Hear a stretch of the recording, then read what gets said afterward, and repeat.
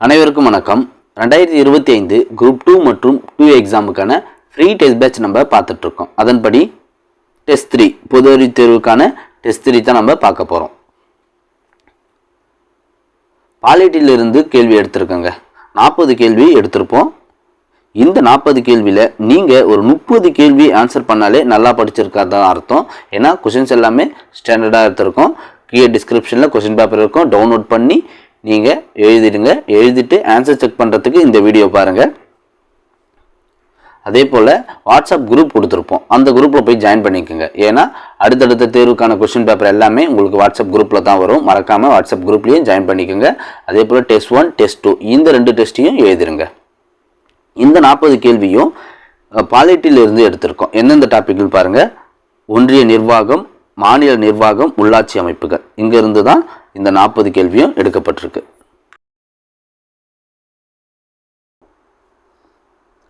முதல் கேள்வி, பின்வரும் கூற்றுகளை சரிபார்க்கவும். 1. ஒன்றிய நிர்வாகத்தை பற்றி பகுதி 5 சரத்து 52 78 வரை கூறுகிறது. 2. குடியரசுத் தலைவருக்கான தகுதிகளை பற்றி சரத்து 57 கூறுகிறது. 3. குடியரசுத் தலைவர் தேர்தலை பற்றி சரத்து 55 கூறுகிறது. 4. இந்தியாவிற்கு ஒரு குடியரசுத் தலைவர் இருக்க வேண்டும் என சரத்து 52 உரைக்கிறது. சரியான கூற்றை பார்க்கவும். தெரிஞ்சவங்க ஆன்சரை கமெண்ட்ல சொல்லுங்க. ஆன்சர் பாருங்க. 1, 4 மட்டும்தான் சரி. ஒன்றிய நிர்வாகத்தை பற்றி பகுதி 5 சரத்து 52 78 வரை கூறுகிறது. இது சரி. ஒன்றிய நிர்வாகத்தை பற்றிய சட்ட பிரிவுகள் இது 52 78 வரை. பகுதி பாருங்க, பகுதி 5. அதே போல இந்தியாவிற்கு ஒரு குடியரசுத் தலைவர் இருக்க வேண்டும் என கூறும் சரத்து எதுனா 52, இதுவும் சரி. இப்போ இங்க என்ன தப்புன்னு பாருங்க. குடியரசுத் தலைவருக்கான தகுதிகளை பற்றி எந்த சரத்து கூறுகிறதுனா 58, தகுதிகளை பற்றி 58 கூறுகிறது, 57 இல்லை. அதே போல மூன்றாவது பாருங்க. குடியரசுத் தலைவர் தேர்தலை பற்றி 54 சரத்து 54 கூறுகிறது. இது 55 இல்லை. ஓகேங்களா? 55 இல்லை, 54. அதே போல ஒரு சில முக்கியமான சட்டப்பிரிவு சொல்றோம் பாருங்க. 56 என்ன சொல்லும்னா அவருடைய பதவி காலத்தை பற்றி சொல்லும். 56 அவருடைய பதவி காலத்தை பற்றி சொல்லும். குடியரசுத் தலைவர் தேர்தலுக்கான வழிமுறை பற்றி 55 சொல்லும். இந்த 55 என்ன சொல்லும்னா தேர்தலுக்கான வழிமுறையை பற்றி சொல்லும். 56 அவருடைய பதவி காலத்தை பற்றி சொல்லும். அடுத்தடுத்த கேள்வி பார்க்க சொல்லும். நம்ம நிறைய எக்ஸ்ட்ரா பாயிண்ட்லாம் பார்ப்போம், அதெல்லாம் எழுதி வச்சுக்கோங்க. முதல் கேள்விக்கான ஆன்சர் ஆப்ஷன் சி 1, 4. இரண்டாவது கேள்வி, குடியரசுத் தலைவர் தேர்ந்தெடுக்கும் முறை பற்றி ஆராய்க. 1. குடியரசுத் தலைவர் தேர்தலில் மாநிலங்களவை மற்றும் மக்களவையில் மக்களால் தேர்ந்தெடுக்கப்பட்ட உறுப்பினர்கள் வாக்களிப்பார்கள். 2 பாருங்க. குடியரசுத் தலைவர் தேர்தலில் மாநிலங்களவை மற்றும் மக்களவையில் தேர்ந்தெடுக்கப்பட்ட நியமன உறுப்பினர்கள் வாக்களிக்க தகுதி உண்டு. சரியான ஆன்சர் பாருங்க. 1 மட்டும்தான் சரி. ஓகேங்களா? 1 மட்டும்தான் சரி. இதுல மாநிலங்களவை உறுப்பினர்கள் மக்களவையில் மக்களால் தேர்ந்தெடுக்கப்பட்ட உறுப்பினர்கள் வாக்களிப்பார்கள். இரண்டாவது பாருங்க. குடியரசுத் தலைவர் தேர்தலில் மாநிலங்களவை மற்றும் மக்களவையில் தேர்ந்தெடுக்கப்பட்ட நியமன உறுப்பினர்கள் வாக்களிக்க மாட்டார்கள். அதாவது மாநிலங்களவையில் 12 நியமன உறுப்பினர்கள், மக்களவையில் 2 நியமன உறுப்பினர்கள், இவங்க வாக்களிக்க தகுதி இல்லை. இங்க தகுதி உண்டுன்னு கொடுத்துருக்கோம், தகுதி இல்லை. இது தப்பு. அப்ப ஆன்சர் ஆப்ஷன் ஏ 1 மட்டும்தான் சரி. மாநிலங்களவை எத்தனை நியமன உறுப்பினர்கள்? 12, மக்களவையில் 2. அதே போல எம்எல்ஏக்கள், அனைத்து மாநில எம்எல்ஏக்களும் வாக்களிக்கலாம். எதுல? குடியரசுத் தலைவர் தேர்தலில் வாக்களிக்க முடியும். அடுத்து பாருங்க. குடியரசுத் தலைவர் தேர்தல் மறைமுக தேர்தலா நேரடி தேர்தலான்னு கேட்டா மறைமுக தேர்தல் வாக்காளர் குழுமத்தால் தேர்ந்தெடுக்கப்படுவாங்க. டெல்லி, புதுச்சேரி இந்த 2 யூனியன் பிரதேசங்களும் வாக்களிக்கும். குடியரசுத் தலைவர் தேர்தலில் வாக்களிக்கும். ஆனால் நியமன உறுப்பினர்கள் வாக்களிக்க மாட்டார்கள். அதை மட்டும் நோட் பண்ணிக்கோங்க. நியமன உறுப்பினர்கள் வாக்களிக்க மாட்டார்கள். எம்எல்ஏக்கள் அனைத்து மாநில சட்டமன்ற உறுப்பினர்கள் வாக்களிப்பார்கள். டெல்லி மற்றும் புதுச்சேரி யூனியன் பிரதேச சேர்ந்த எம்எல்ஏக்கள் வாக்களிப்பார்கள். மறைமுக தேர்தல். அடுத்து 3வது கேள்வி பாருங்க. குடியரசுத் தலைவர் மீண்டும் மறு தேர்தலுக்கு நிற்பதற்கான தகுதிகளை பற்றி கூறும் சரத்து. மறு தேர்தலுக்கு நிற்பதற்கான தகுதிகளை பற்றி கூறும் சரத்து. 57. ஆன்சர் பாருங்க. Answer option C 57. ஆல்ரெடி சொன்னோம். 56 என்ன சொன்னோம்? அவருடைய பதவி காலத்தை பற்றி கூறும். அவருடைய பதவி காலத்தை பற்றி 56 கூறும். 55 குடியரசுத் தலைவர் தேர்தலுக்கான வழிமுறை பற்றி 55 சொல்லும். 56 பதவி காலத்தை பற்றி சொல்லும். 57 மீண்டும் ஆல்ரெடி அவர் குடியரசுத் தலைவராக தான் இருப்பார். மீண்டும் தேர்தலில் போட்டியிடுவதற்கான தகுதிகளை பற்றி 57 சொல்லும். ஆன்சர் வந்து ஆப்ஷன் சி. 4வது கேள்வி பாருங்க. குடியரசுத் தலைவர் தகுதி நீக்கம் பற்றிய பின்வரும் கூற்றுகளை ஆராய்க. 1. குடியரசுத் தலைவர் பதவி நீக்கம் செய்ய 14 நாட்களுக்கு முன்னதாகவே அறிவிப்பை அனுப்ப வேண்டும். 2. நாடாளுமன்றத்தின் ஏதேனும் ஒரு அவையில் மொத்த உறுப்பினர்களின் 4/2 பங்கு உறுப்பினர்கள் கையெழுத்துடன் தீர்மானத்தை கொண்டு வந்து 3/2 பங்கு ஆதரவுடன் தீர்மானத்தை நிறைவேற்றப்பட்டால் அடுத்த அவையில் விசாரணை நடைபெறும். குடியரசுத் தலைவர் தகுதி நீக்கம் பற்றிய கூற்றுகள். முதல்ல என்ன சொன்னோம்? குடியரசுத் தலைவர் பதவி நீக்கம் செய்ய 14 நாட்களுக்கு முன்னதாகவே அறிவிப்பை அனுப்ப வேண்டும். இது சரி. 2வது கூற்று பாருங்க. நாடாளுமன்றத்தின் ஏதேனும் ஒரு அவையில், இங்க பாருங்க, ஏதேனும் ஒரு அவையில் மொத்த உறுப்பினர்களின் 4/2 பங்கு, 4/2 பங்கு இல்ல, 4/1 பங்கு, இது 4/1 பங்கு. அப்ப இது தப்பு. ஓகேங்களா? 4/1 பங்கு உறுப்பினர்கள் கையெழுத்துடன் தீர்மானத்தை கொண்டு வந்து 3/2 பங்கு, இது சரி. ஓகேங்களா? 3/2 பங்கு ஆதரவுடன் தீர்மானத்தை நிறைவேற்றப்பட்டால் அடுத்த அவையில் விசாரணை நடைபெறும். அப்போ 2வது தப்பு. 1 மட்டும் தான் சரி. ஆன்சர் பாருங்க. ஆப்ஷன் ஏ 1 மட்டும் தான் சரி. அடுத்து 5வது கேள்வி.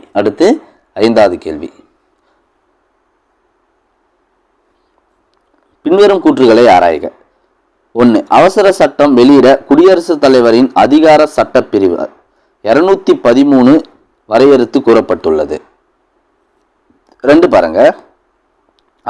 அவசர சட்டம் வெளியிட ஆளுநரின் அதிகார சட்டப்பிரிவு 123 வரையறுத்து கூறப்பட்டுள்ளது. இதுல எது சரி எது தவறுன்னு சொல்லுங்க. குடியரசுத் தலைவருக்கு 213, ஆளுநருடைய அவசர சட்ட அதிகாரம் 123. இதுல இரண்டுமே தவறு தான். Answer option D. ஏன்னா குடியரசுத் தலைவருக்கு 123, குடியரசுத் தலைவருக்கு 123, ஆளுநருக்கு 213, ஆளுநருக்கு 213. ஓகேங்களா? ஆளுநருக்கு 213. குடியரசுத் தலைவருக்கு என்ன சொன்னேன்? குடியரசுத் தலைவருக்கு 123, ஆளுநருக்கு 213. அப்போ இரண்டுமே தவறு தான். Answer option D. அடுத்து 6வது கேள்வி. குடியரசுத் தலைவரின் வீட்டோ, அதாவது ரத்து செய்யும் அதிகாரம் பற்றி கூறும் சரத்து. வீட்டோ பவர் பற்றி கூறும் சட்டப்பிரிவு எதுன்னு கேட்டிருக்காங்க. ஆன்சர் தெரிஞ்சவங்க கமெண்ட்ல சொல்லுங்க. ஆப்ஷன் பி சட்டப்பிரிவு 111 வீட்டோ பவர் பற்றி கூறும் சட்டப்பிரிவு. குடியரசுத் தலைவரின் வீட்டோ பவர் பற்றி கூறும் சட்டப்பிரிவு 111. அவருக்கு 3 விதமான அதிகாரம் உண்டு. 1. அனுமதி அளிக்கலாம். ஒரு மசோதாவுக்கு அவர் அனுமதி அளிக்கலாம், அல்லது நிறுத்தி வைக்கலாம், அல்லது நாடாளுமன்றத்திற்கு திருப்பி அனுப்பலாம். 3 விதமான அவருக்கு அதிகாரம் உண்டு. ஒரு மசோதா மீது 3 விதமான அதிகாரம் கொண்டவர் குடியரசுத் தலைவர். 1 அனுமதி அளிக்கலாம், இல்லது நிறுத்தி வைக்கலாம், அல்லது மீண்டும் நாடாளுமன்றத்திற்கு திருப்பி அனுப்பலாம். ஆனால் ஒரு மசோதா மட்டும் அனுப்ப முடியாது, பண மசோதா. ஓகேவா? பண மசோதாக்கு விதிவிலக்கு. ரொம்ப இம்பார்ட்டன்ட், நோட் பண்ணிக்கோங்க இதெல்லாம். பண மசோதாவுக்கு மட்டும் விதிவிலக்கு. ஓகேங்களா? 7வது கேள்விக்கு ஆன்சர் ஆப்ஷன் பி. 6வது கேள்விக்கு. 7வது கேள்வி பாருங்க. பின்வரும் கூற்றுகளை ஆராய்க. 1. சரத்து 62 இந்திய துணை குடியரசுத் தலைவர் ஒருவர் இருக்க வேண்டும் என்று சரத்து 62 கூறுகிறது. சரத்து 62 கூறுகிறது. அதே போல சரத்து 63 என்ன சொல்லுது பாருங்க. துணை குடியரசுத் தலைவர் மாநிலங்களவையின் தலைவராக இருக்க வேண்டும் என்று கூறுகிறது. 7வது கேள்வி ஆன்சர் பாருங்க. இரண்டுமே தப்பு தான். ஆன்சர் இரண்டுமே தவறு.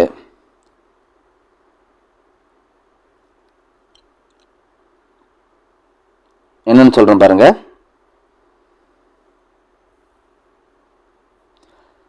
இந்திய துணை குடியரசுத் தலைவர் ஒருவர் இருக்க வேண்டும் என்று கூறும் சரத்து எதுன்னு கேட்டாங்கன்னா 63. அது 63.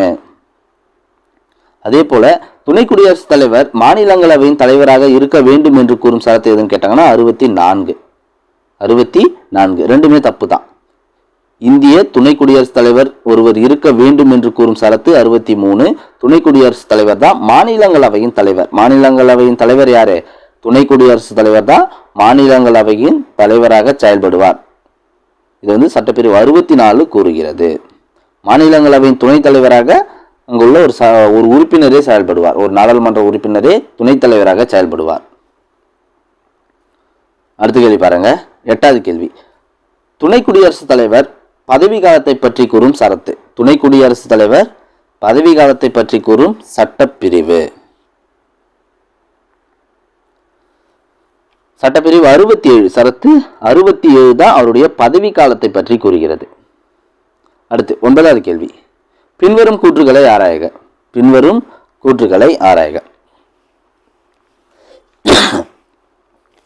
1. சரத்து 74 இந்திய குடியரசுத் தலைவர் இந்தியாவின் பிரதம அமைச்சரை நியமிக்கிறார். இந்திய குடியரசுத் தலைவர் இந்தியாவின் பிரதம அமைச்சரை நியமிக்கிறார். 2 பாருங்க. குடியரசுத் தலைவரின் உதவி மற்றும் ஆலோசனைக்காக பிரதமர் மற்றும் அமைச்சர்கள் நியமிக்கப்படுகிறார்கள் என்று கூறுகிறது. சரத்து 75. சரத்து 75. இது ஆன்சர் பாருங்க.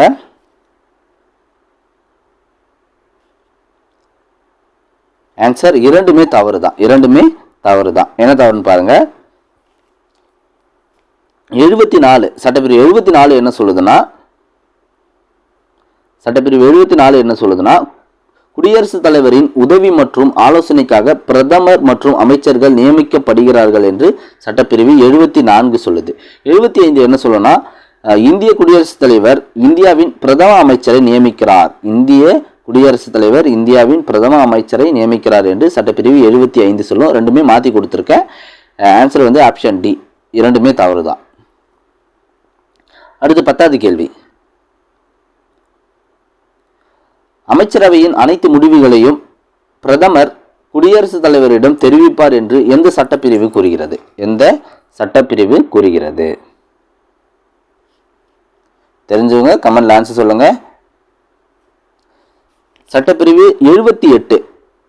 சட்டப்பிரிவு 78. Answer option C. Answer option C.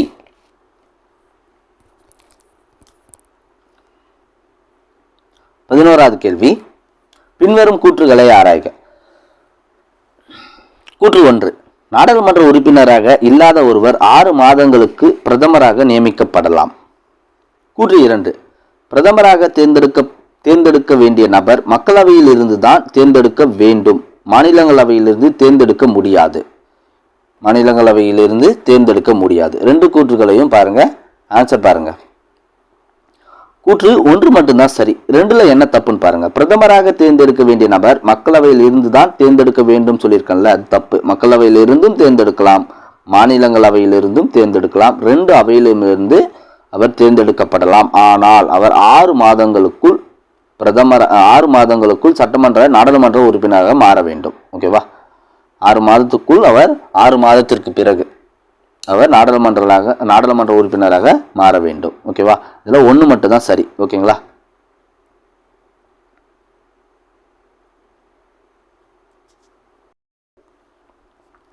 பன்னிரெண்டாவது கேள்வி. பின்வரும் கூற்றுகளில் தவறானதை தேர்ந்தெடுக்கும். பின்வரும் கூற்றுகளில் தவறானதை தேர்ந்தெடுக்கவும். 1. நிதி ஆயோக் தலைவராக குடியரசுத் தலைவர் செயல்படுகிறார். நிதி ஆயோக் தலைவராக குடியரசுத் தலைவர் செயல்படுகிறார். தேசிய நீர்வள குழு தலைவராக பிரதமர் செயல்படுகிறார். 3வது பாருங்க, மாநிலங்களுக்கு இடையேயான குழு தலைவராக பிரதமர் செயல்படுகிறார். 4. மத்திய அரசின் தலைமை செய்தி தொடர்பாளராக குடியரசுத் தலைவர் செயல்படுகிறார். தவறானது கேட்டிருக்கேன். இது தவறுனா 1, 4 தவறு. என்ன தவறு? நிதி ஆயோக் தலைவர் யாருன்னா பிரதமர் தான். நிதி ஆயோக் தலைவராக பிரதமர் தான் செயல்படுவார். அதே போல மத்திய அரசின் தலைமை செய்தி தொடர்பாளராகவும் பிரதமர் தான் செயல்படுவார். அப்போ 1, 4 தவறு. ஆன்சர் ஆப்ஷன் சி, 1, 4 தவறு. அடுத்து 13வது கேள்வி. பாருங்க. கூற்று. 1976ஆம் ஆண்டு 42வது சட்ட திருத்தத்தின் மூலம் அரசியலமைப்பின் 352வது பிரிவில் அமைச்சரவை சேர்க்கப்பட்டது. காரணம், அமைச்சரவை பற்றி அரசியலமைப்பின் அசல் உரையில் இடம்பெறவில்லை. ஆன்சர் பாருங்க. காரணம் சரி, ஆனால் கூற்று தவறு. கூற்றுல என்ன தவறு இருக்குன்னா, 1976ஆம் ஆண்டு 42வது சட்ட திருத்தத்தின் மூலம் தான் அமைச்சரவை சேர்க்கப்பட்டதுன்னு சொன்னல, தப்பு. 1978 44வது சட்ட திருத்தம். 1978 44வது சட்ட திருத்தத்தின் மூலம் தான் அரசியலமைப்பின் 352வது பிரிவில் அமைச்சரவை சேர்க்கப்பட்டது. இது சரி, 352வது பிரிவில் அமைச்சரவை சேர்க்கப்பட்டது. அமைச்சரவை என்ற சொல் அசல் உரையில் இடம்பெறவில்லை. அரசியலமைப்பு புத்தகத்தின் அசல் உரையில் இடம்பெறவில்லை. ஆன்சர் பாருங்க. Answer option B. ஓகேங்களா? எக்ஸ்ட்ரா பாயிண்ட்லாம் நோட் பண்ணிக்கோங்க. அடுத்து 14வது கேள்வி. அமைச்சரவையானது மக்கள் மன்ற உறுப்பினர்களின் மொத்த எண்ணிக்கையின் 15% தாண்டக்கூடாது என்று கூறும் சட்ட பிரிவு எது? அமைச்சரவையானது மக்கள் மன்ற உறுப்பினர்களின் மொத்த எண்ணிக்கையில் 15% தாண்டக்கூடாது என்று கூறும் சட்ட பிரிவு.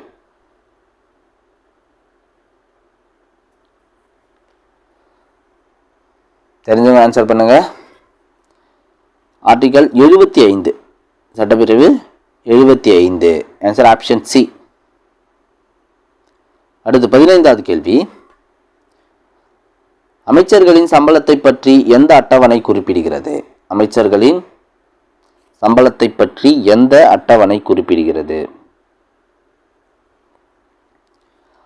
2வது அட்டவணை அவங்களுடைய சம்பளத்தை பற்றி 2வது அட்டவணை கூறுகிறது. அதுபோல இன்னும் சில ஒரு அட்டவணைலாம் சொல்கிறேன், நோட் பண்ணிக்கோங்க. 3வது அட்டவணை என்ன சொல்லணும்னா, அமைச்சர்களுடைய பதவி பிரமாணம். 3வது அட்டவணை பதவி பிரமாணத்தை பற்றி சொல்லும். அதே போல் 2வது அட்டவணை அவங்களுடைய சம்பளத்தை பற்றி சொல்லணும்னு சொன்னோம். ஓகேங்களா? 2வது அட்டவணை அவங்களுடைய சம்பளத்தை பற்றி சொல்லும். 10வது அட்டவணை நோட் பண்ணிக்கோங்க. தகுதி நீக்கம் செய்யப்பட்ட உறுப்பினர்கள் அமைச்சர் பதவியை வகிக்க முடியாது என்று 10வது அட்டவணை கூறும். ஓகேங்களா? இந்த அட்டவணைலாம் நோட் பண்ணிக்கோங்க. 2வது அட்டவணை தான் சம்பளத்தை பற்றி கூறும். Answer option C. அடுத்து 16வது கேள்வி. பின்வரும் கூற்றுகளை ஆராய்க. 1. இந்திய அரசியலமைப்பின் 76வது சட்டப்பிரிவு இந்திய அரசு தலைமை வழக்கறிஞர் பதவியை பற்றி கூறுகிறது. 2 பாருங்க. இவர் உச்சநீதிமன்ற நீதிபதியால் நியமிக்கப்படுகிறார். 3 பாருங்க. இவர் உச்சநீதிமன்ற நீதிபதியால் பதவி நீக்கம் செய்யப்படுகிறார். இதில் சரியானது எதுன்னு கேட்டிருக்காங்க. 1 மட்டும்தான் சரி. ஓகேங்களா? இந்திய அரசியலமைப்பின் 76வது சட்டப்பிரிவு தான் தலைமை வழக்கறிஞர் பதவியை பற்றி கூறுகிறது. இவர் உச்சநீதிமன்ற நீதிபதியால் நியமிக்கப்படல, குடியரசுத் தலைவரால் நியமிக்கப்படுகிறார். அதே போல உச்சநீதிமன்ற நீதிபதியால் பதவி நீக்கம் செய்யப்படுகிறான்னு சொல்லியிருக்கோம். அதுவும் தப்பு. குடியரசுத் தலைவரால் தான் பதவி நீக்கம் செய்யப்படுவார், அல்லது அவரிடம் ராஜினாமா கடிதத்தை கொடுக்கலாம். ஓகேங்களா? 2த்துக்குமே குடியரசுத் தலைவர் தான் வரும். இதில் 1 மட்டும்தான் சரி.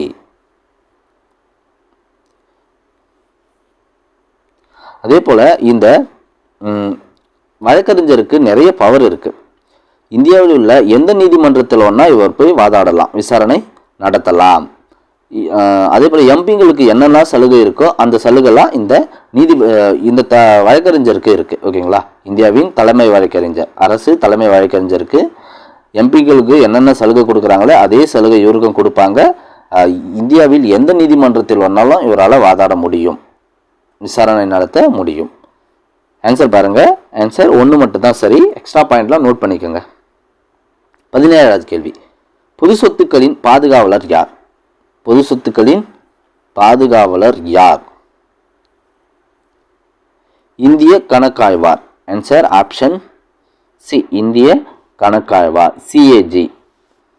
பொது சொத்துக்களின் பாதுகாவலர் இவர் தான். இவரை நியமனம் செய்பவர் யாருன்னா குடியரசுத் தலைவர் தான். வழக்கம் போல குடியரசுத் தலைவர் தான் நியமனம் செய்வார். பதவி விலகலும் இவர் தான் பண்ணுவார், குடியரசுத் தலைவர் தான். இவருடைய பதவி காலம் என்னன்னா 6 ஆண்டுகள். யாரு? இந்த இந்திய கணக்காய்வார் CAG பதவி காலம் 6 ஆண்டுகள். இதெல்லாம் நோட் பண்ணிக்கோங்க. பதவி காலம் 6 ஆண்டுகள். அடுத்து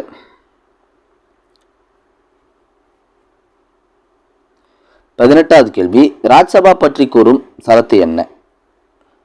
ராஜ்சபா பற்றி கூறும் சரத்து ஆர்டிகல் 80. ராஜ்சபா பற்றி கூறும் ஆர்டிகல் இது ஆர்டிகல் 80. Answer option B. 19வது கேள்வி பாருங்க, இந்திய கணக்காய்வர், அதாவது இப்பதான் சொன்ன CAG, இந்திய கணக்காய்வர் பின்வரும் கூற்றுகளில் தவறானதை தேர்ந்தெடுக்கும். தவறானதை தேர்ந்தெடுக்கும். 1 பாருங்க, இவரது பதவிக்காலம் 5 ஆண்டுகள். ஆல்ரெடி நான் சொல்லியிருக்கேன், போன கொஸ்டின்லேயே சொன்னேன். இவருடைய பதவிக்காலம் 5 ஆண்டுகள் அல்லது 65 வயது வரை. 2 பாருங்க, சரத்து 150, மத்திய மற்றும் மாநிலங்களின் கணக்குகளை நடத்துவது தொடர்பாக ஜனாதிபதியிடம் ஆலோசனை வழங்குவது. சரத்து 151, கணக்குகள் தொடர்பான தணிக்கை அறிக்கைகளை ஜனாதிபதியிடம் சமர்ப்பித்தல். இதில் தவறானதுன்னு கேட்டிருக்காங்க. இதில் தவறானது கேட்டிருக்காங்க. 1 மட்டும் தான் தவறு. ஏன்னா முதல்ல சொன்ன நான், இவருடைய பதவிக்காலம் 6 ஆண்டுகள். 1 மட்டும் தான் தவறு. இவருடைய பதவிக்காலம் 6 ஆண்டுகள். 150 சட்டப்பிரிவு 150 என்ன சொல்லுதுன்னா, மத்திய மற்றும் மாநிலங்களின் கணக்குகளை நடத்துவது தொடர்பாக ஜனாதிபதியிடம் ஆலோசனை வழங்குவது. 151 என்ன சொல்லுதுன்னா, அந்த அறிக்கைகளை குடியரசுத் தலைவரிடம் சமர்ப்பித்த. ஜனாதிபதினா குடியரசுத் தலைவர் தான். ஓகேங்களா? 19க்கான ஆன்சர் ஆப்ஷன் ஏ. அடுத்து 20வது கேள்வி, இந்திய குடியரசுத் தலைவர் எதன் மீது ரத்து செய்கின்ற அதிகாரத்தை கொண்டிருக்கிறார்? இந்திய குடியரசுத் தலைவர் எதன் மீது ரத்து செய்யும் அதிகாரத்தை கொண்டிருக்கிறார்? ஆன்சர் பாருங்க, ஆப்ஷன் பாருங்க. 1 சாதாரண மசோதா, 2 நிதி மசோதா, 3 அரசியலமைப்பு சட்ட திருத்த மசோதா, 4 மாநில சட்ட மசோதா. எதன் மீது ரத்து செய்யும் அதிகாரம் இவருக்கு எதன் மீது உள்ளது? தெரிஞ்சவங்க கமெண்ட்ல சொல்லுங்க. சாதாரண மசோதா ரத்து செய்யலாம், அதே போல மாநில சட்ட மசோதாவை ரத்து செய்யலாம். ஆனால் நிதி மசோதாவை ரத்து செய்ய முடியாது, அரசியலமைப்பு சட்ட திருத்த மசோதாவையும் ரத்து செய்ய முடியாது. ஓகேங்களா? அப்போது 1, 4 சாதாரண மசோதாவை குடியரசுத் தலைவர் ரத்து செய்ய முடியும். மாநில சட்ட மசோதா, இப்போது மாநில அரசு எதனால் சட்டம் ஏற்றினா அதை ரத்து செய்ய அவருக்கு அதிகாரம் உண்டு. அப்போது 1, 4 சரி. 21வது கேள்வி, பின்வரும் கூற்றுகளில் தவறானதை தேர்ந்தெடுக்கவும். 1 தற்பொழுது மாநிலங்களில் உள்ள உறுப்பினர்களின் எண்ணிக்கை 250. 2 ஒவ்வொரு மாநிலத்திலிருந்து தேர்ந்தெடுக்கப்படும் உறுப்பினர்களின் எண்ணிக்கை ஒரே அளவில் இருக்கும். 3 ஒவ்வொரு 5 ஆண்டுகளுக்கும் மாநிலங்களவை குடியரசுத் தலைவரால் கலைக்கப்பட்டு மாற்றி அமைக்கப்படும். தவறான கூற்றை தேர்ந்தெடுக்கவும். 1 மட்டும் தவறா, 2 மட்டும் தவறா, இல்லை அனைத்தும் தவறா, இல்லை 2, 3 தவறா? கொடுத்துள்ள அனைத்து சென்டென்ஸுமே தவறு தான். அப்போ ஆன்சர் ஆப்ஷன் டி. தற்பொழுது மாநிலங்களவையில் உள்ள உறுப்பினர்களின் எண்ணிக்கை 250. தற்பொழுது மாநிலங்களில் உள்ள உறுப்பினர்களின் எண்ணிக்கை எத்தனை பேர்னா 250 245 நினைக்கிறேன், சரியா தெரியல. தெரிஞ்சவங்க கமெண்ட்ல சொல்லுங்க. அதே போல ஒவ்வொரு மாநிலத்திலிருந்து தேர்ந்தெடுக்கப்படும் உறுப்பினர்கள் எண்ணிக்கை ஒரே அளவில் இருக்கும். இல்லை, ஒரே அளவில் இருக்காது. அந்தந்த மாநில சட்டமன்ற உறுப்பினர்களை பொறுத்து மாறுபடும். அதே போல ஒவ்வொரு 5 ஆண்டுகளுக்கும் மாநிலங்களவையில் குடியரசுத் தலைவரால் கலைக்கப்பட்டு மாற்றி அமைக்கப்படும். அப்படிலாம் கலைக்கப்படாது. இது ஒரு நிரந்தர அவை. மாநிலங்களவை என்பது நிரந்தர அவை. 1/3 உறுப்பினர்கள் ஒவ்வொரு ஆண்டுக்கும் 2 ஆண்டுகளுக்கு ஓய்வு பெறுவார்கள். ஓகேவா? 1/3 உறுப்பினர்கள் ஒவ்வொரு 2 ஆண்டுகளுக்கும் ஓய்வு பெறுவார். இது ஒரு நிரந்தர அவை, கலைக்க முடியாது. இதில் மொத்தம் 250 உறுப்பினர்கள் இருக்கலாம். அதிகபட்சமாக 250 உறுப்பினர்கள் இருக்கலாம். அதில் 238 பேர் மாநில சட்டமன்ற உறுப்பினர்களால் தேர்ந்தெடுக்கப்படுவர். 12 பேரை குடியரசுத் தலைவர் தேர்ந்தெடுப்பார். 12 பேரை குடியரசுத் தலைவர் தேர்ந்தெடுப்பார். தற்பொழுது எத்தனை உறுப்பினர்கள்னு கமெண்ட்ல சொல்லுங்க. 245 தான் நினைக்கிறேன். இதுக்கான ஆன்சர் அனைத்தும் தவறு. ஓகேங்களா? ஆன்சர் அனைத்தும் தவறு. நான் உங்களுக்கு கமெண்ட்ல பின் பண்றேன்.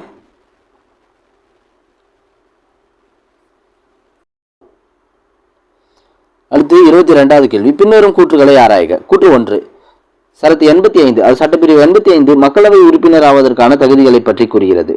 கூற்று 2, சட்டப்பிரிவு 102 மக்களவை உறுப்பினர்களின் தகுதி நீக்கம் பற்றி கூறுகிறது. இதுல சரியான கூற்று எதுனா கூற்று 2 மட்டும்தான் சரி. தகுதி நீக்கம் செய்வதற்கான சட்டப்பிரிவு 102. ஆனா மக்களவை உறுப்பினர் ஆவதற்கான தகுதிகளை பற்றி கூறும் சரத்து 85 அல்ல, 84. ஓகேங்களா? நோட் பண்ணிக்கோங்க. அடுத்து 23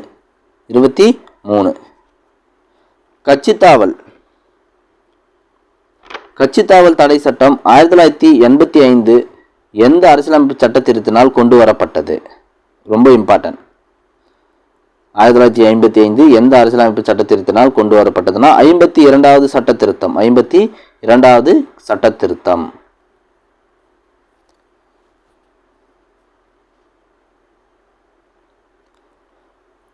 அடுத்து 24வது கேள்வி. 1986ஆம் ஆண்டில்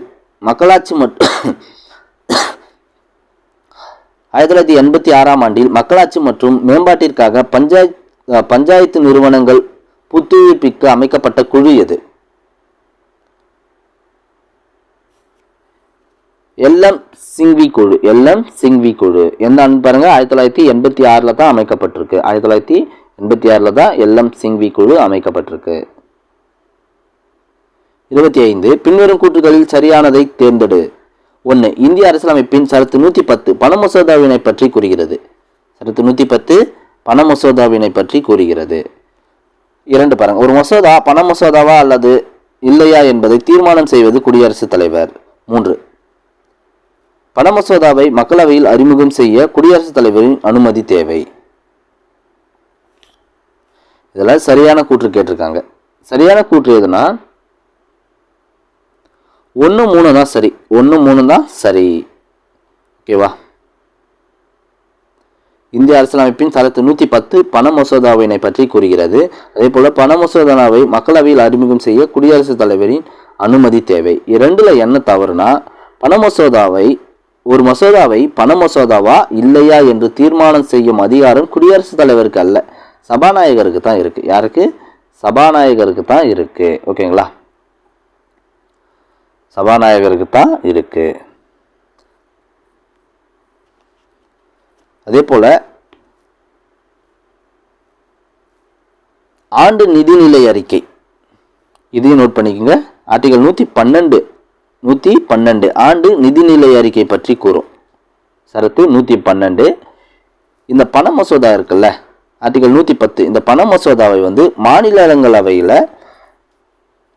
மாநிலங்களவைக்கு ஓட் பண்ணுறதுக்கு அனுப்புவாங்க. அவங்க 14 நாட்களுக்குள்ள ஓட் பண்ணலைன்னா அவங்களுடைய அனுமதி இல்லாவே இவங்க சட்டமாக மாற்றிடுவாங்க. மக்களவையில் சட்டமாக மாற்றி கையெழுத்திட்டிருப்பாங்க. ஆனால் 14 நாட்களுக்குள் அவங்க அதற்கு பதிலளிக்க வேண்டும். இதெல்லாம் நோட் பண்ணிக்கோங்க. அடுத்து 26வது கேள்வி. எந்த சட்டப்பிரிவின் மூலம் சபையின் பெரும்பான்மை உறுப்பினர்கள் ஒரு தீர்மானத்தை நிறைவேற்றுவதன் மூலம் மக்களவை சபாநாயகரை பதவி நீக்கம் செய்யலாம்? மக்களவை சபாநாயகரை பதவி நீக்கம் செய்வதற்கான சட்டப்பிரிவு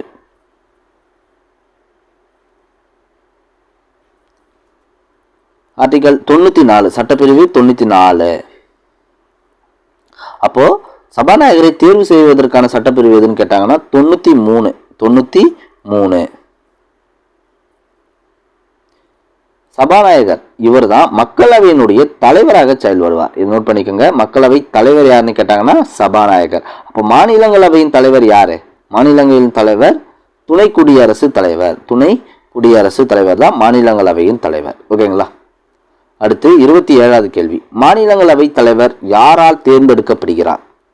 மாநிலங்களவையின் தலைவர் யாரால் தேர்ந்தெடுக்கப்படுகிறார்? மாநிலங்களவையின் தலைவர் யாருன்னு நம்மளுக்கு ஃபர்ஸ்ட் தெரியணும். இப்பதான் சொன்னேன், மாநிலங்களவையின் தலைவர் யார்? துணை குடியரசுத் தலைவர் தான் மாநிலங்களவையின் தலைவர். இவர் யாரால் தேர்ந்தெடுக்கப்படுகிறார்? இந்த கேள்வி பாருங்க. மாநிலங்களவையின் தலைவர் யாருன்னு நம்மளுக்கு தெரியணும், அப்பதான் ஆன்சர் பண்ண முடியும். மாநிலங்களவையின் தலைவர் துணை குடியரசுத் தலைவர். இவர் யாரால் தேர்ந்தெடுக்க? மக்களவை உறுப்பினர்களா, மாநிலங்களவை உறுப்பினர்களா, இல்ல குடியரசுத் தலைவராலா, அல்லது மக்களவை மற்றும் மாநிலங்களவை உறுப்பினர்களா? ஆன்சர் ஆப்ஷன் சி, 2 உறுப்பினர்களாலும். ஓகேங்களா? மக்களவை மாநிலங்களவை 2 உறுப்பினர்களாலும் துணை குடியரசுத் தலைவர் தேர்ந்தெடுக்கப்படுகிறார். அடுத்து 28வது கேள்வி. பொது கணக்கு குழு பற்றி கூற்றுகளை ஆராய்க. பொது கணக்கு குழு கூற்றுகளை ஆராய்க. 1. இந்த குழுவில் 15 பேர் மக்களவையிலிருந்து தேர்ந்தெடுக்கப்படுவர். 15 பேர் மக்களவையிலிருந்து தேர்ந்தெடுக்கப்படுவர். 2. 7 பேர் மாநிலங்களவையிலிருந்து தேர்ந்தெடுக்கப்படுவர். 3 பாருங்க. இதன் தலைவராக பிரதமர் செயல்படுகிறார். இதன் தலைவராக பிரதமர் செயல்படுகிறார். ஆன்சர் பாருங்க. ஆன்சர் 1, 2 சரி. 1, 2 சரி. 15 பேர் மக்களவையிலிருந்து தேர்ந்தெடுக்கப்படுவர். 7 பேர் மாநிலங்களவையிலிருந்து தேர்ந்தெடுக்கப்படுவர். இதன் தலைவராக பிரதமர் செயல்படுகிறார் என்பது தவறு. இதனுடைய தலைவர் யாருன்னு கமெண்ட்ல சொல்லுங்க. நீங்க கமெண்ட்ல சொல்லுங்க, தெரிஞ்சவங்க சொல்லுங்க. அடுத்து 29வது கேள்வி. மாவட்ட நிர்வாகம் எந்த அடிப்படையில் செயல்படுகிறது? மாவட்ட நிர்வாகம் எந்த அடிப்படையில் செயல்படுகிறது? பிரிட்டிஷ் நிர்வாக பாரம்பரியம். பிரிட்டிஷ் நிர்வாக பாரம்பரியம். 30வது கேள்வி பாருங்க. பல்வந்த் ராய் மேத்தா குழுவின் அறிக்கை எந்த ஆண்டு சமர்ப்பிக்கப்பட்டது? பல்வந்த் ராய் மேத்தா குழுவின் அறிக்கை எந்த ஆண்டு சமர்ப்பிக்கப்பட்டது? பல்வந்த் ராய் மேத்தா குழு எப்போ அமைக்கப்பட்டதுன்னு கேட்டாங்கன்னா 1957 ஜனவரியில் அமைக்கப்பட்டது. 1957 ஜனவரியில் அமைக்கப்பட்டது. ஆனால் அறிக்கை எப்போது சமர்ப்பிக்கப்பட்டதுன்னா நவம்பரில், 1957 நவம்பரில் தான் அறிக்கை சமர்ப்பிக்கப்பட்டது. அதே போல் ஒரு சில இம்பார்ட்டன்ட் பாயிண்ட்லாம் சொல்கிற பாருங்க. பல்வந்த் ராய் மேத்தா குழு எத்தனை அடுக்கு பஞ்சாயத்து ராஜை அறிமுகப்படுத்தியதுன்னா 3 அடுக்கு முறை. 3 அடுக்கு முறையை தான் அறிமுகப்படுத்தியது. மாவட்டம், வட்டம், கிராமம். மாவட்ட அளவில், வட்ட அளவில், கிராம அளவில் தேர்தலை அறிமுகப்படுத்தியது பல்வந்த் ராய் மேத்தா குழு.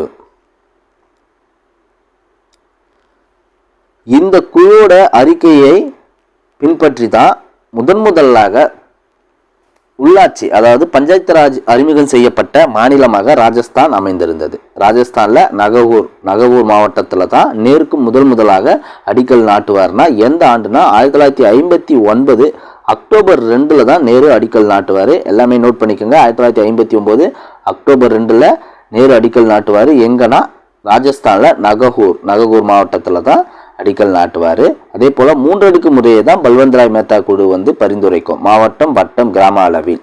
எப்போது தொடங்கப்பட்டதுன்னா 1957 ஜனவரியில். இதனுடைய அறிக்கை 1957 நவம்பரில் அறிக்கை வெளியிட்டது. ஓகேங்களா? இந்த பாயிண்ட்ஸ் எல்லாமே இம்பார்ட்டன்ட், நோட் பண்ணி வச்சுக்கோங்க.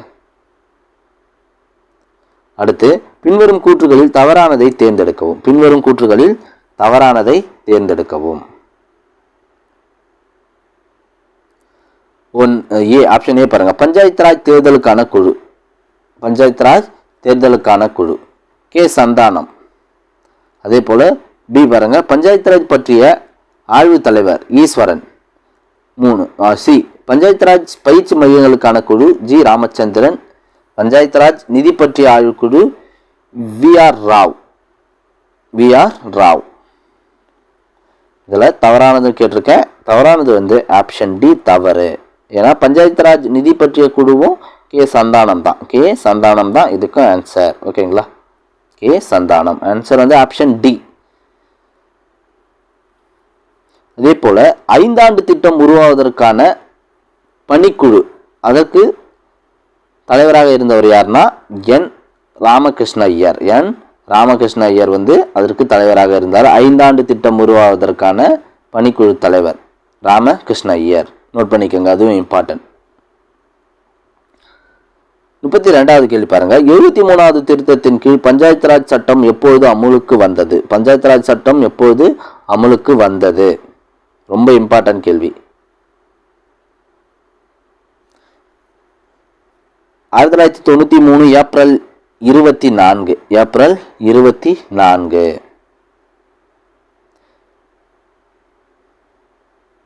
33வது கேள்வி. பின்வரும் கூற்றுகளில் தவறானதை தேர்ந்தெடுக்கவும். அசோக் மேத்தா குழு 1977 காங்கிரஸ் ஆட்சியில் இருக்கும்போது நியமிக்கப்பட்டது. காங்கிரஸ் ஆட்சியில் இருக்கும்போது நியமிக்கப்பட்டது. அசோக் மேத்தா குழு 132 பரிந்துரைகளை வழங்கியது. 3 பாருங்க. அசோக் மேத்தா குழு 2 அடுக்கு பஞ்சாயத்து முறையை பரிந்துரை செய்தது.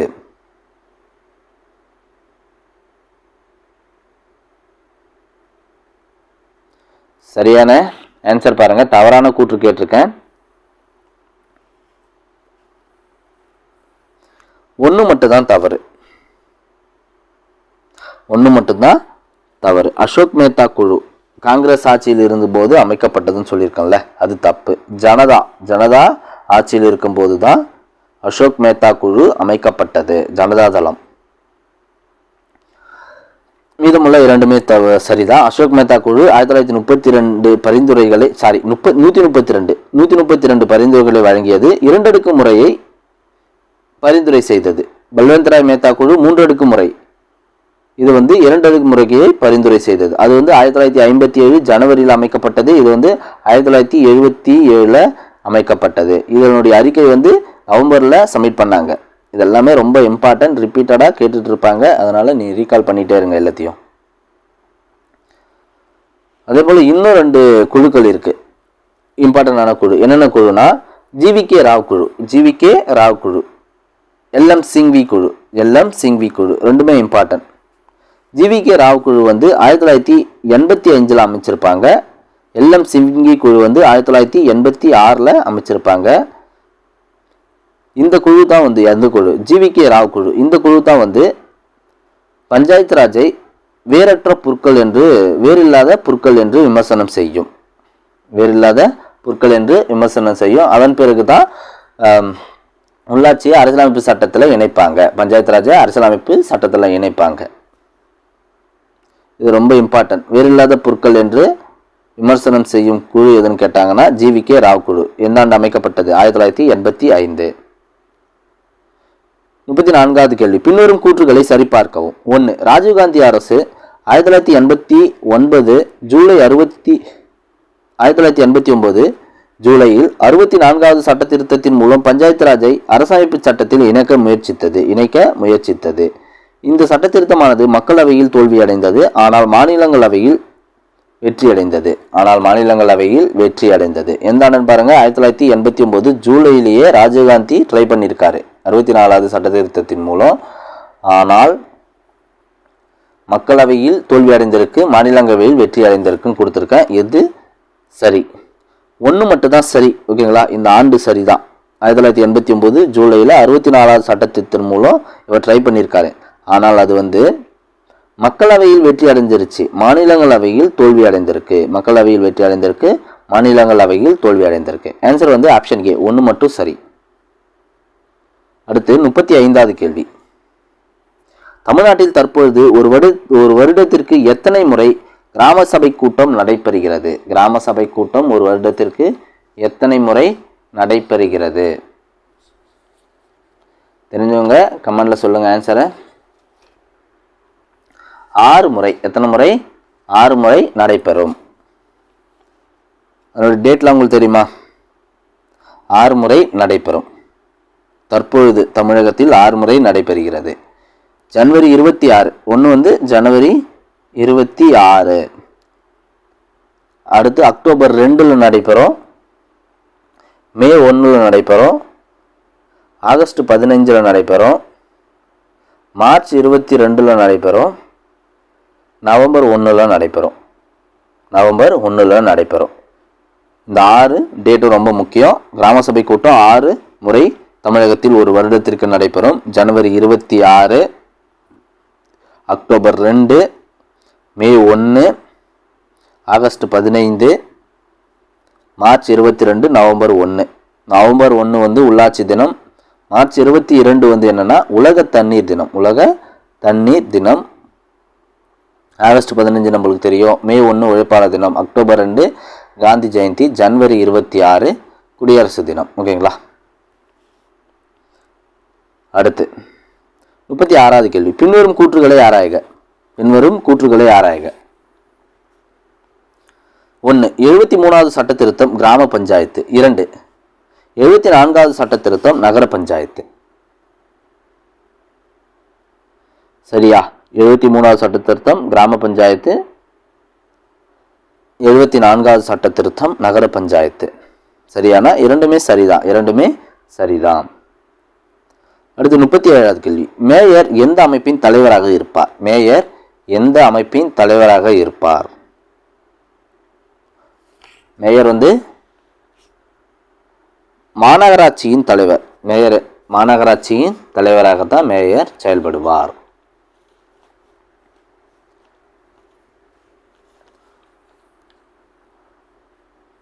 மாநகராட்சியின் ஆணையர் யார்? மாநகராட்சியின் ஆணையர் யார்? ஐஏஎஸ் அதிகாரி இருப்பார். அதனுடைய ஆணையராக ஐஏஎஸ் அதிகாரி இருப்பார். அடுத்த கேள்வி பாருங்க. அதே போல இந்தியாவின் முதல் மாநகராட்சி எதுன்னு கேட்டாங்கன்னா சென்னைங்க. இந்தியாவின் முதல் மாநகராட்சி சென்னை. எப்பொழுது அமைக்கப்பட்டதுன்னா 1688 தான் அமைக்கப்பட்டது. இந்தியாவின் முதல் மாநகராட்சி சென்னை. உங்களுக்கு எக்ஸ்ட்ரா பாயிண்ட் எதனா தெரிஞ்சால் கமெண்டில் சொல்லுங்கள் நீங்களும். 38. நகர பஞ்சாயத்து பற்றி கூற்றுகளில் தவறானதை தேர்ந்தெடுக்கவும். நகர பஞ்சாயத்து பற்றிய கூற்றுகளில் தவறானதை தேர்ந்தெடுக்கவும். நகர பஞ்சாயத்தானது 12வது அட்டவணையில் இடம்பெற்றுள்ளது. நகர பஞ்சாயத்தானது 12வது அட்டவணையில் இடம்பெற்றுள்ளது. 2. நகர பஞ்சாயத்து பற்றி பகுதி 9A விளக்குகிறது. 3. நகர பஞ்சாயத்தில் மொத்தம் 29 பணிகள் கூறப்பட்டுள்ளது. இதில் தவறானது கேட்டிருக்காங்க. இதில் 3 மட்டும் தவறு. 3 மட்டும் தவறு. ஆன்சர் ஆப்ஷன் சி, 3 மட்டும். என்ன தவறுனா அப்போ 29 சொன்னல, இல்லை 18 பணிகள் தான் கூறப்பட்டிருக்கும். 18 பணிகள் தான் கூறப்பட்டிருக்கும். நகர பஞ்சாயத்தானது 12வது அட்டவணையில் இடம்பெற்றுள்ளது. 9A பகுதி விளக்குகிறது. 29 பணிகள் அல்ல, 18 பணிகள் கூறப்பட்டுள்ளது. அதே போல் கிராம பஞ்சாயத்து சொல்கிறேன், நோட் பண்ணிக்கோங்க. கிராம பஞ்சாயத்தானது 11வது அட்டவணை 11வது அட்டவணையில் இடம்பெற்றுள்ளது. பகுதி 9 விளக்குகிறது. கிராம பஞ்சாயத்தை பற்றி பகுதி 9 விளக்குகிறது. 29 பணிகள். கிராம பஞ்சாயத்து மொத்தம் 29 பணிகள் கூறப்பட்டுள்ளது. இதையும் நோட் பண்ணிக்கோங்க. அடுத்தது 39வது கேள்வி. 39வது கேள்வி. பெசா சட்டம் எந்த ஆண்டு கொண்டு வரப்பட்டது? பெசா சட்டம், பெசா ஆக்ட் எந்த ஆண்டு கொண்டு வரப்பட்டது? ஆன்சர் பாருங்க. 1996 டிசம்பர் 24. 1996 டிசம்பர் 24. அடுத்து 40வது கேள்வி. அரசமைப்பு சட்டத்தில் பஞ்சாயத்து ராஜ் சேர்க்கப்பட்டுள்ள பட்டியல். அரசமைப்பு சட்டத்தில் பஞ்சாயத்து ராஜ் சேர்க்கப்பட்டுள்ள பட்டியல். மத்திய பட்டியலா, மாநில பட்டியலா, பொது பட்டியலா அல்லது மத்திய மற்றும் மாநில பட்டியலா? மாநில பட்டியல். மாநில பட்டியலில் தான் பஞ்சாயத்து ராஜ் சேர்க்கப்பட்டுள்ளது. அழகு நண்பர்களே, 40 கேள்வி பார்த்து முடிச்சிட்டோம். நீங்கள் எத்தனை கேள்விக்கு ஆன்சர் பண்ணிக்கன்னு கமெண்டில் சொல்லுங்கள். மறக்காமல் கண்டிப்பாக கமெண்டில் சொல்லுங்கள். அதே போல் உங்களை சப்போர்ட்டை கொடுங்க. இந்த வீடியோவுக்கு உங்களுக்கு பிடிச்சிருந்தா வீடியோக்கு லைக் மற்றும் கமெண்ட் பண்ணி சப்போர்ட் பண்ணுங்கள். சேனலுக்கு சப்ஸ்கிரைபும் பண்ணுங்கள். இல்லைனா உங்களுக்கு விமர்சனம் எதனா இருந்தால் அதையும் கமெண்டில் சொல்லுங்கள். தப்பு இருந்தாலும் கமெண்டில் சொல்லுங்கள். இல்லை வேறு எதனா உங்களுக்கு தேவை இருந்தாலும் கமெண்டில் சொல்லுங்கள். நான் கண்டிப்பாக பார்ப்பேன். அடுத்த டெஸ்ட்டில் பார்க்கலாம். நன்றி.